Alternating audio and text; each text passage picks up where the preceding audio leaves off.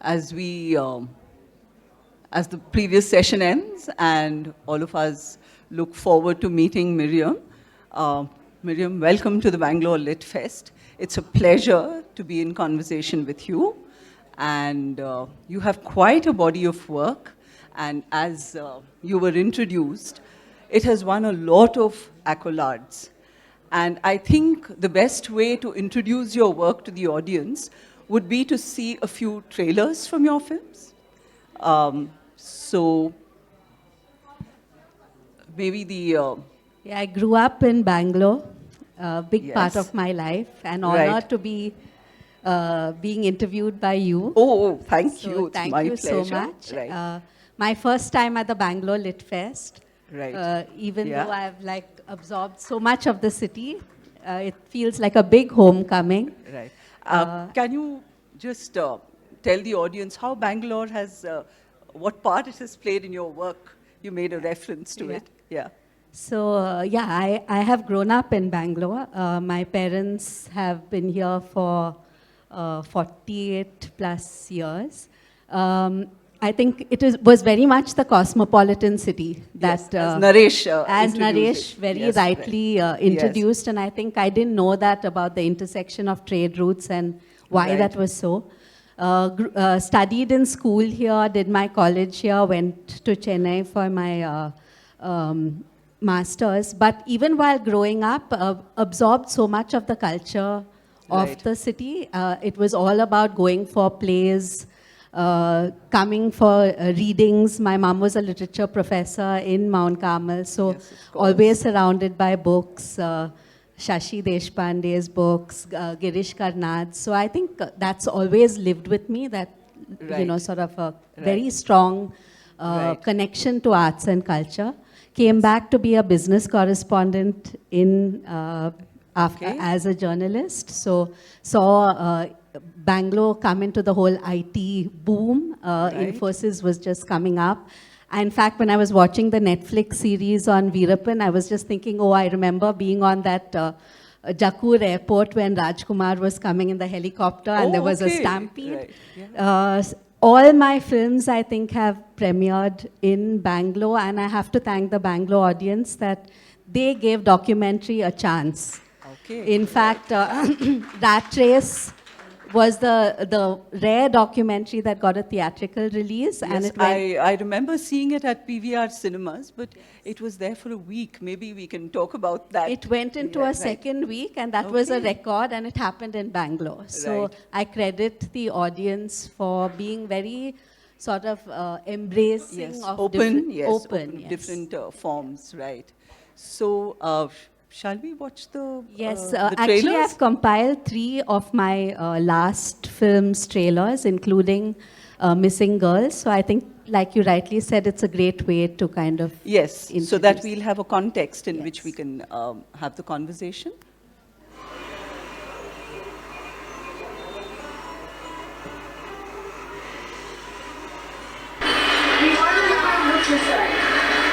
I remember sounds from here. I remember I was studying for a high secondary exam at 2 o'clock at night and I heard a blood-chilling scream.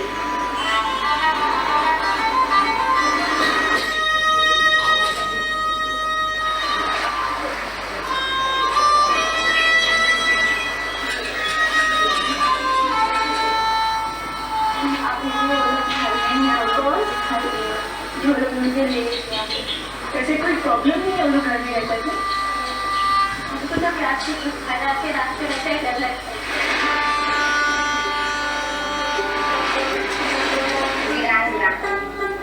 और इतना मौका नहीं आता है मेरे को ये भी ये नशा भी बहुत आ रहा है अभी पहली गाय है आपका काम तो आएंगे ना आपको घर जाएंगे जब आप रिश्ता जब जाएंगे ना तो आपका अभी अपने जो के साथ लॉकडाउन करेंगे ना बहुत तमाशा करेंगे ना It's like they're doing, always.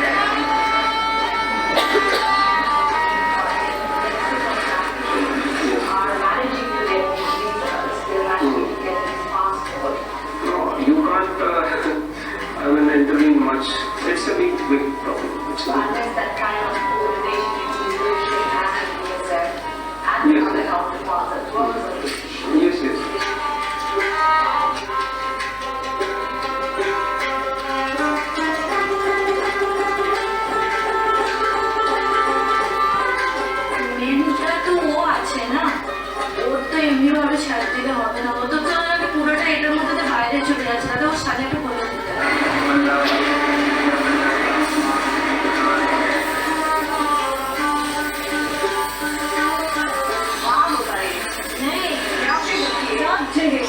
अपने आपका पड़ोस में भी हो सकता है।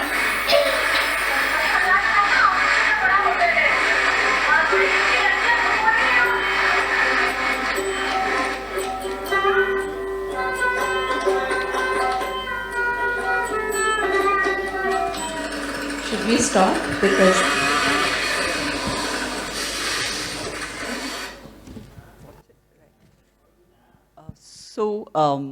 that was that was Missing Girls Missing from Girls the Shadows. from the Shadows, The rest right. are the other trailers of other films. of the other films, right?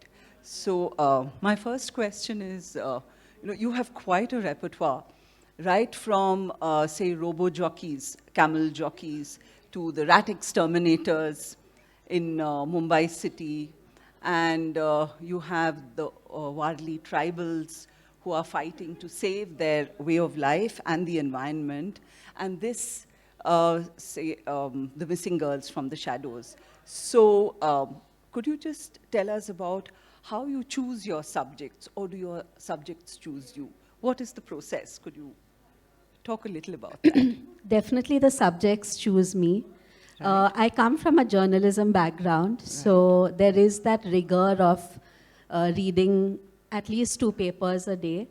I have a habit of making clips of anything that I find interesting, but that's not enough to go out and start filming, because a documentary, like for instance, From the Shadows, was shot over 6 years. Right. So there has to be enough of storytelling that has that entry point, which is sort of riveting, but also a progression in terms of what is happening within the story. Right. So each of these films started really very differently. For instance, Rat Race started when I saw an ad in the paper where the municipal corporation was having auditions for rat killers, Yes, because yes. 2,000 people had applied for 20 posts, and that it just made me curious as to what kind of auditions can you have for rat killers. Right. And I went and I saw that they were having tests of speed Yes, I and know. strength. Speed, strength. There were people heaving sacks, and there was a salary, and it was all very Yeah. seriously taken, Yeah. like a government job, and they had to kill rats at night. Yeah. Yes. So immediately, you see that universe of like a city of dreams where people are coming to the city to chase their dreams and living this reality that is different. So it became that juxtaposition. In the case of From the Shadows, I saw a life-size shadow of a girl on the wall, and it had a hashtag that said missing, and another that said every 8 minutes. I saw this shadow in Kolkata, and it was really eerie the way the shadow kept repeating itself on different walls. And then when I came back to Mumbai, I saw again the shadow, and then when I visited my mom in Bangalore, I again spotted this shadow, and I felt like, what is that shadow hiding? And who is this person putting up this shadow, and why are they choosing public walls to do so? Public art. Yeah. Right. So I think the point was just curiosity, and then when I met the artist and found out her backstory of growing up besides Asia's biggest red light district, being a photographer herself, and the girls that she met and photographed becoming the form, and she said it was a black hole into which girls disappear without a trace. And her work was in the Sundarbans, where so every other house had a tale of a missing girl. So it just became this meditative process where I followed her at her work. And when one girl returned from the red light district in Delhi, which is very rare, and asked Leena for help to file a case against her traffickers who were neighbors, as a filmmaker, you immediately knew that this was the beginning of a story, because it will not be stagnant. It's 2 people. She's an artist. I felt like a lot like any of us, not someone who would go for a prosecution case, but she was helping a survivor, and therefore I knew I would get my story arc if I just turned up for every hearing. So I think, that, and for instance, Leopard's Tribe is a whole different starting process where I have leopards visit me in my high-rise apartments in Mumbai, where I live now. So there is that connection with leopards. But when there was a lot of protests that were dominating the headlines in the city because of a construction of a metro car shed that was coming up, I saw that there was the tribals who were in the forefront of the protests. And I became very curious because now, just like I've spent 20 odd years in Bangalore, I've spent an equal amount of time now in Mumbai. And I had never known that there was this Adivasi population and that they lived over there.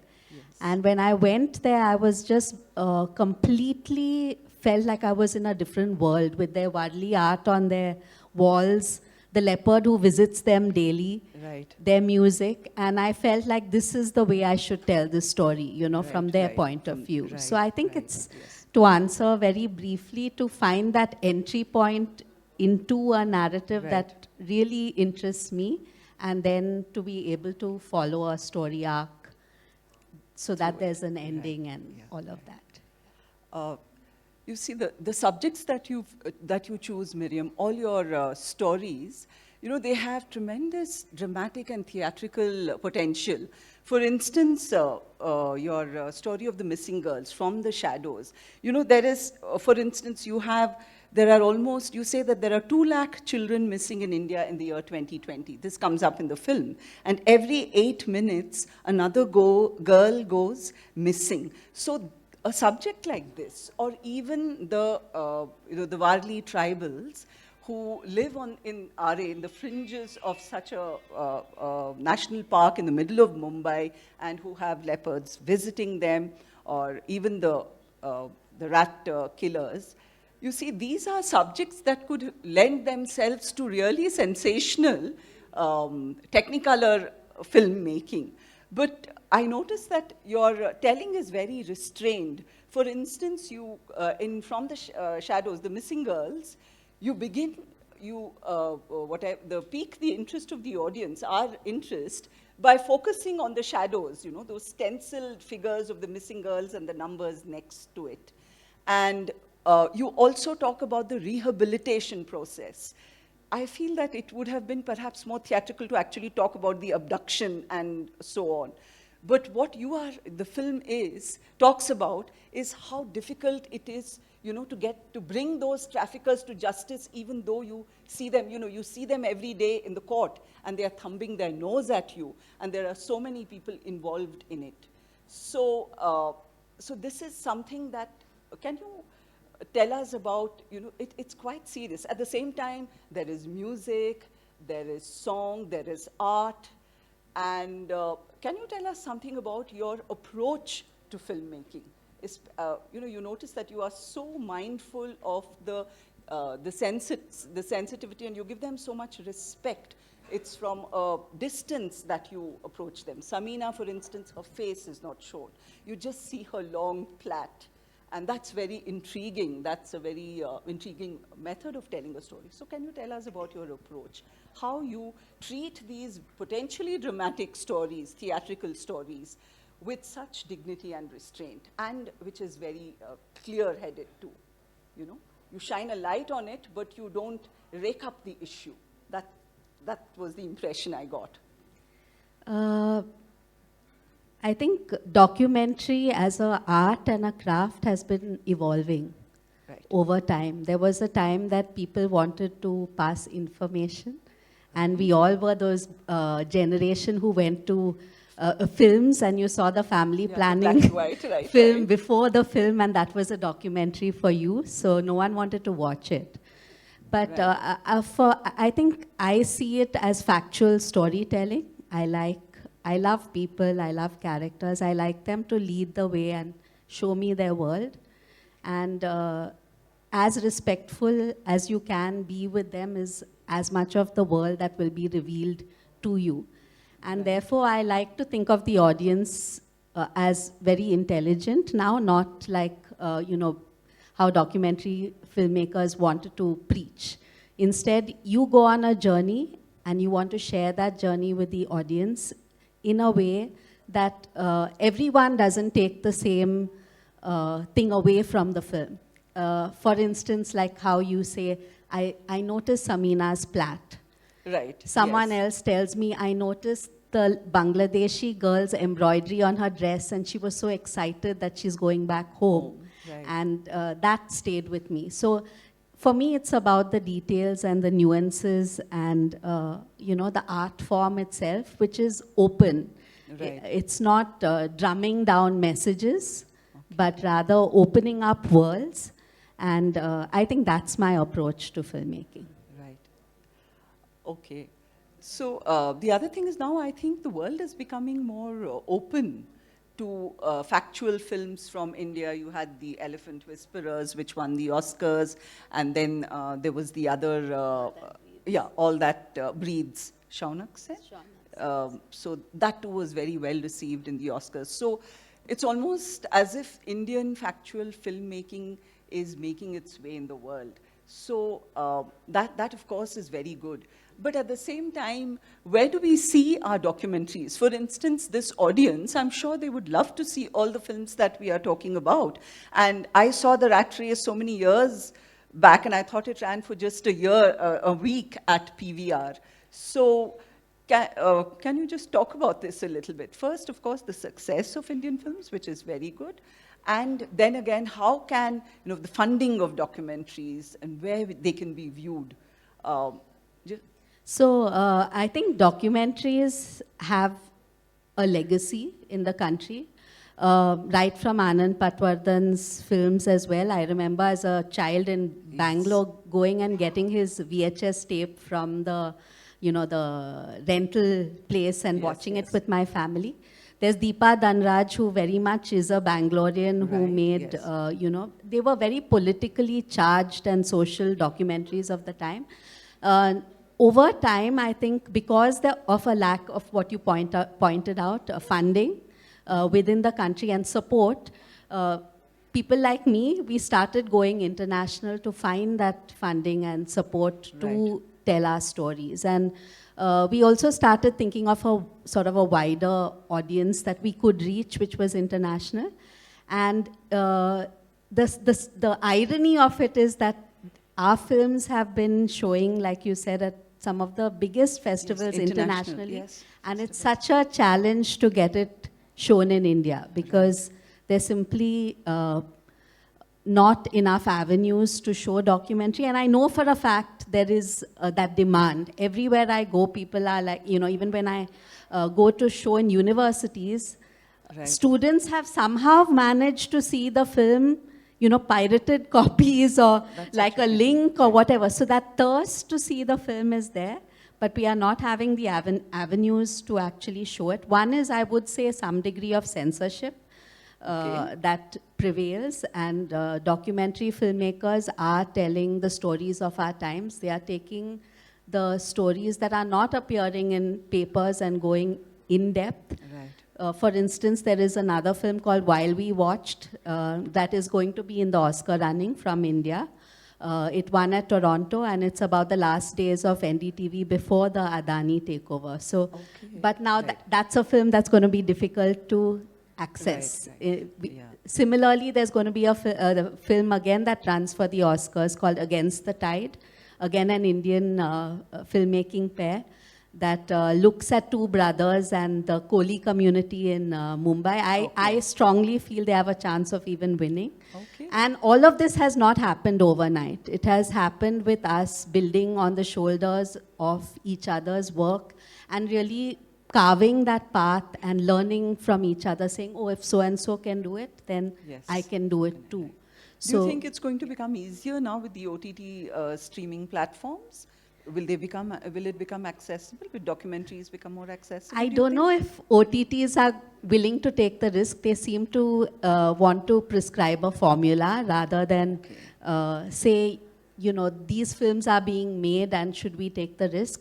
But the time has come. For instance, for the first time, I was invited to speak at the Film Chamber of Commerce, where there was a documentary platform, and there were in the audience producers who produce very big fiction films who are sitting there. So clearly they are looking at it as an investment.